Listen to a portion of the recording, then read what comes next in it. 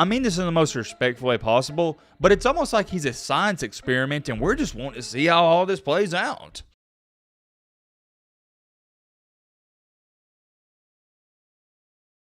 Victor Wembanyama. Okay, outside the video we made a couple days ago where basically we didn't even really talk about Wembanyama himself. We just reacted to the video that was going viral. If you don't know what I'm talking about, let me show you the video clip again to give you some context. Well, actually, let me give you some context before I show you the video that's going to give you some context, if that makes sense. So right after he got drafted, and this was right after, he had a media shoot-around where they were just getting pictures and videos of him shooting in the arena. It wasn't even a practice or a shoot-around, anything like that. And in this video clip, I think a lot of you have seen it by now, but I'll show you a short snippet again. He missed every single shot, and people are freaking out. Matt wrote a clip.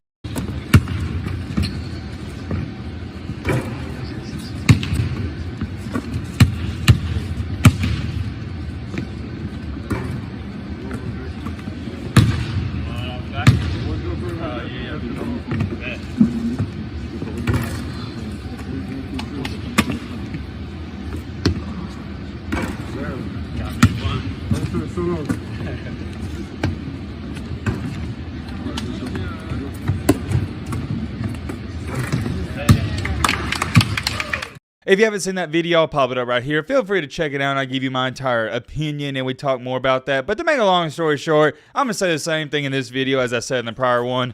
Who cares? Missing a couple of shots in a media shoot around where he's probably nervous. There's hundreds of people at cameras. Nobody's talking. It's pure silence. No, it's not a big deal. I'm not going to freak out. Me personally, I'm not. If you want to freak out and say he's overrated, washed up, whatever, he's going to be a bust, you can do that. I'm not going to do that. Here's what I got to say about the situation. Do you know how many guys that I played with personally in AAU growing up that shot like 25 shots in warm-ups, missed every single one, and then went out there and proceeded to drop 50 a ton? And this wasn't even warm-ups before a game. Like I stated, this was just him shooting around, having some fun, and getting pictures for the media. I don't want to go on an entire rant about that situation, but the point is that is where we left off. And although on this channel I haven't talked about him a single bit, I've been keeping up with him and following up with him for about the past 6 to 12 months because it is an interesting and fascinating situation. I just really haven't spoken on him too much because I've been waiting to see what he does against the NBA level type of competition. Not to say that there's not good competition out where he was playing, but I think the best evaluation is against the best of the best in the NBA. And that will be happening fairly soon because the Summer League games are coming up. I believe, if I'm not mistaken, he plays on July 3rd and 5th. I could be wrong on that, but the point is he's playing within the next 7 to 10 days.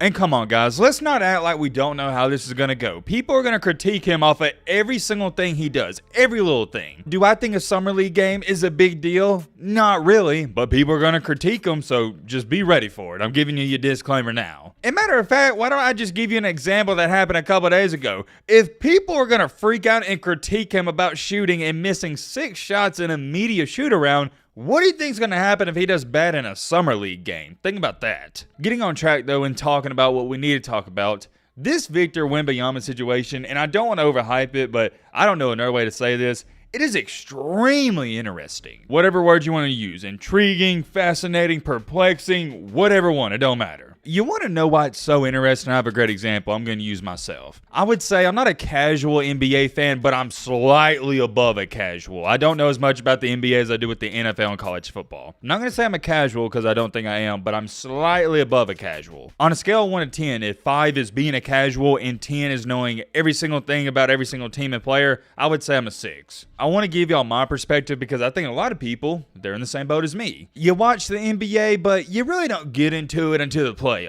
I think a lot of people are that way. I know we got a bunch of diehard NBA fans, but let me know how y'all watch the NBA. Are you like myself, where you watch a couple regular season games and then you really tune in and lock in during the postseason? In the postseason, I'm not missing a single game, but in the regular season, don't really care as much. And the reason I don't care is because there's so many games and there's nothing on the line. To go along with that, I couldn't tell you the last time I even looked forward to or cared about a NBA Summer League game. And matter of fact, there wasn't a time. I've never cared to watch an NBA Summer League game. Sure, I've tuned in, but I haven't really been excited. I've been slightly encouraged to watch some games and slightly excited, but not really excited. For example, during the college football season, no, I clear my schedule. I don't care what's going on. Don't invite me to fall weddings. I'm not going to weddings. I'm not missing a game of college football. But for the NBA Summer League, no, it's not like that. But, and I have a big but, When Victor Wembanyama's playing, oh, I'm clearing everything. I don't care what's going on. I'm watching that game. I have never, and let me repeat this, I have never felt this way about any single NBA player ever. I've never said I got to clear my entire schedule. I got to make sure I'm not doing anything at this moment in this time so I can watch this certain player play in the summer league. But guess what? And you know where I'm going with this. I am for Victor Wembanyama. I am acting that way. And he is the only player I'm acting this way about. Now, you got to keep in mind, I was very, very, very young. I was like,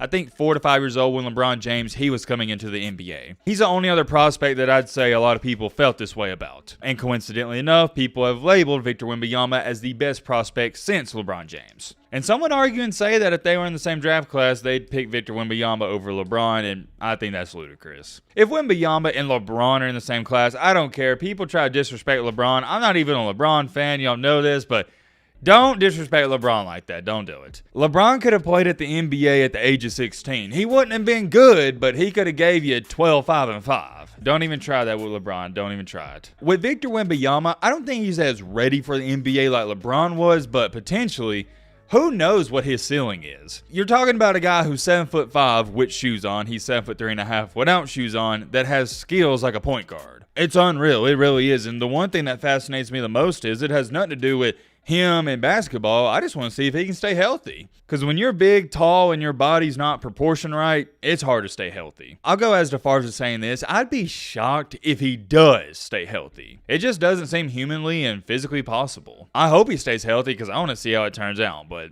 we'll have to wait and see. To back my points up even more, take a look at this. News came out today that the average purchase price for a Spurs home game last season was $69. Why is that important? Because the average purchase price to attend day one of the NBA Summer League in Vegas on July 7th to see Victor Wembanyama's debut is $148. Okay, I guess I was wrong. I said July 3rd and 5th, right? I don't know where I got that from. I guess it's on the 7th. Where did I see July 3rd and 5th? I saw that somewhere. I don't know. It's besides the point. Matt, get a move on. $148 for a Summer League Day 1 pass. That's pretty absurd if you had to ask me. And you want to know what's also absurd?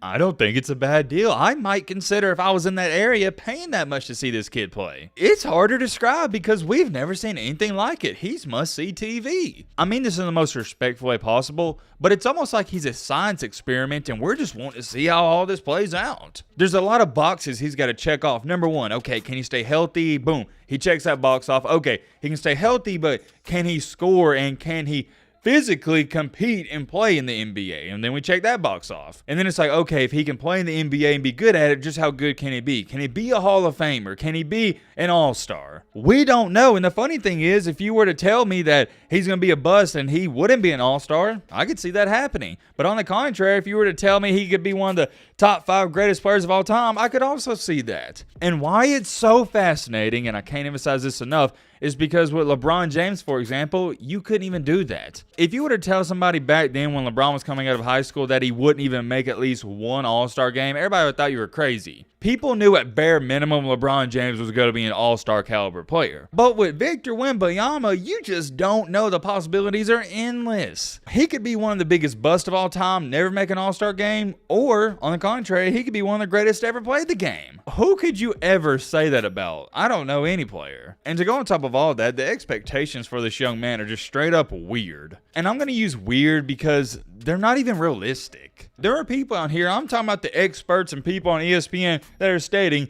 if he's not some legend, if he's not some top 20 player of all time, he's a bust. So they're pretty much saying if at bare minimum he doesn't reach to the level of Kevin Durant, he's a bust. And I'm going to ask you guys a question. Is that not kind of at least a little bit ridiculous to even say? The pressure that is on this kid is similar to LeBron James. It is impossible, it is dang near impossible to live up to the hype, and somehow, someway LeBron James did, and he surpassed it. And I wish I could sit up here and say I feel bad for him, but I don't. Anybody that's ever competed before, you know this. Pressure, it's a privilege. It's a good thing to have. If there's pressure on you in any aspect of this life, that means people are counting on you. Or also it means something is important to you. So no, I don't feel bad for him, but at the same time, it's got to be a weird feeling to know that if you're not a top 25 player in NBA history, you're going to be labeled as a bust. It's got to be a weird feeling to know that if you don't go out here and dominate from the jump, people are going to criticize you and critique you. It's very weird, but at the same time, that's also what has me so dialed in this situation. I'm excited for this one reason and one reason only.